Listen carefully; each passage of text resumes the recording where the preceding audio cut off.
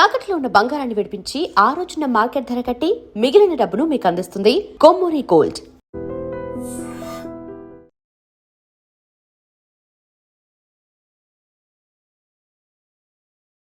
నమస్తే, welcome to I dream talking point with Kavitha.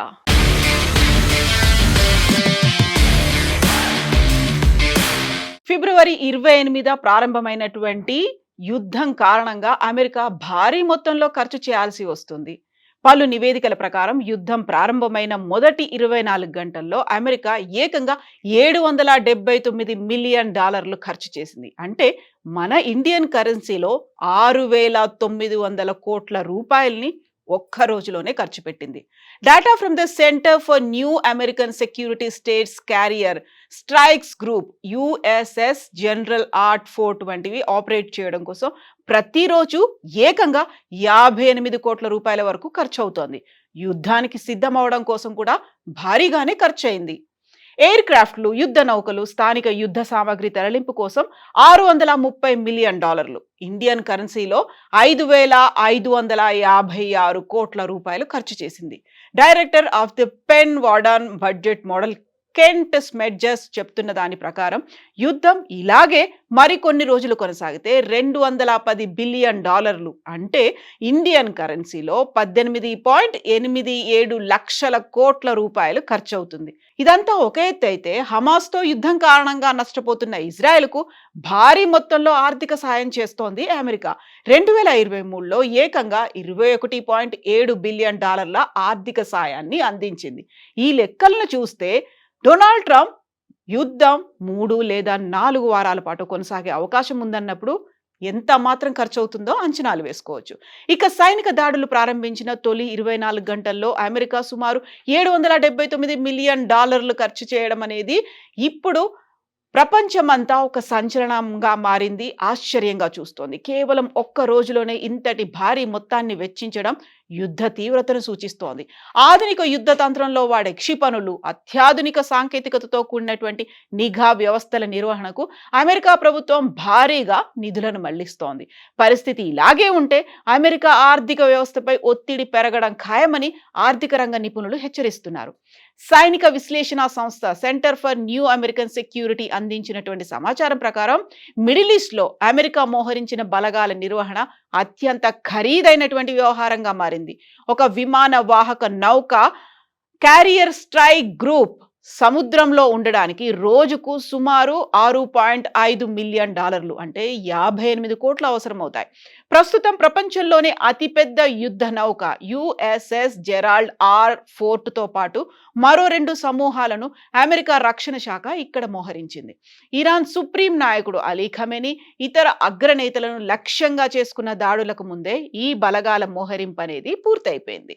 Iran సైన్యాన్ని అడ్డుకోవడానికి చేసే సన్నాహకాలకే దాదాపుగా $630 బిలియన్, అంటే 5,556 కోట్లు ఖర్చు అవుతాయని ప్రాథమిక అంచనాలు చెప్తున్నాయి. కేవలం సైనికుల కదలికలు, ఇంధనం, ఇతర రవాణా ఖర్చులే ఈ స్థాయిలో ఉండడం ఆందోళన కలిగిస్తోంది. యుద్ధం క్షేత్రస్థాయిలో మరింత ఉధృతమైతే ఈ ఖర్చులు రెట్టింపయ్యే అవకాశం ఉంది. అగ్రరాజ్యం తన సైనిక శక్తిని ప్రదర్శించే క్రమంలో దేశీయ అవసరాలకు కేటాయించాల్సినటువంటి నిధులను ఇక్కడ ఖర్చు చేస్తోందని రాజకీయ విశ్లేషకులు అభిప్రాయపడుతున్నారు. అంటే అమెరికాలో పెట్టాల్సినటువంటి ఖర్చంతా ఇప్పుడు యుద్ధానికే పోతుందన్నమాట. ఒకవేళ ట్రంప్ సూచించినట్లుగా ఈ యుద్ధం సుదీర్ఘకాలం కొనసాగితే, అంటే 3 లేదా 4 వారాల పాటు కొనసాగితే మొత్తం వ్యయం $210 బిలియన్, సుమారుగా 18.87 లక్షల కోట్ల వరకు చేరవచ్చు. Penn Wharton budget model director Kent Smetters ఈ షాకింగ్ అంచనాను ప్రపంచం ముందు ఉంచారు. ఒక చిన్న దేశంతో సాగించే ఈ పోరు అమెరికా వార్షిక బడ్జెట్లో కీలక భాగాన్ని హరించే ప్రమాదం ఉందని ఆయన ఆందోళన వ్యక్తం చేశారు. గత యుద్ధాల అనుభవాలను దృష్టిలో ఉంచుకొని ఈ భారీ వ్యయాన్ని వారు అంచనా వేస్తున్నారు. గత చరిత్ర పరిశీలిస్తే మిడిల్ ఈస్ట్ లో అమెరికా జోక్యం ఎప్పుడు ఖరీదైనదిగానే మిగిలిపోతోంది. 2023 అక్టోబర్ 7న హమాస్ దాడుల తర్వాత అమెరికా ఇజ్రాయెల్ దేశానికి $21.7 బిలియన్ సైనిక సహాయం అందించింది. దీంతో పాటుగా యెమెన్, ఇరాన్ పరిసర ప్రాంతాల్లో ఇజ్రాయెల్ కార్యకలాపాలకు మద్దతుగా మరో $12 బిలియన్ వరకు ఖర్చు చేసింది. బ్రౌన్ యూనివర్సిటీ ప్రచురించినటువంటి యుద్ధ ఖర్చులు 2025 నివేదిక ప్రకారం ఈ రెండు అంశాలను కలిపితే అమెరికా చేసిన మొత్తం ఖర్చు 3.04 లక్షల కోట్ల వరకు ఉంటుంది. ఇక ప్రస్తుత సంక్షోభంపై డొనాల్డ్ ట్రంప్ వైఖరి చాలా కఠినంగా ఉంది.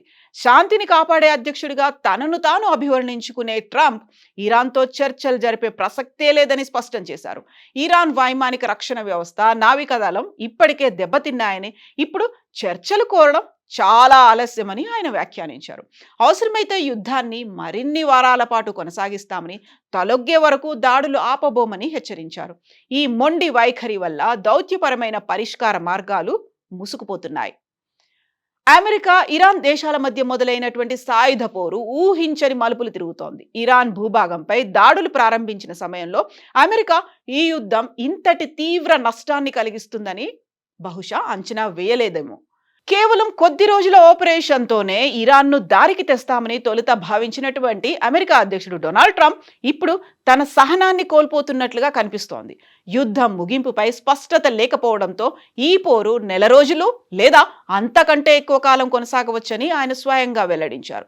ఈ నిర్ణయం వల్ల ప్రాణ నష్టంతో పాటు అమెరికా ఖజానాపై కూడా భారీ ఆర్థిక భారం పడబోతోంది. ఇక దీనికి తోడు రోజు రోజుకి పెరుగుతున్నటువంటి ఇంధన, చమురు, న్యాచురల్ గ్యాస్ రీసోర్సెస్ ధరలు అనేవి ఇప్పుడు ప్రపంచాన్ని కూడా వణికిస్తున్నాయి. అంతర్జాతీయంగా క్రూడ్ ఆయిల్ ధరలు $85 నుంచి $100 కూడా పెరగవచ్చు అనేటువంటి అంచనాలు ఉన్నాయి. 2024 జూలై తర్వాత ఇప్పుడు అంత తీవ్ర స్థాయిలో ఒక బ్యారెల్ ధర $85 పలుకుతోంది.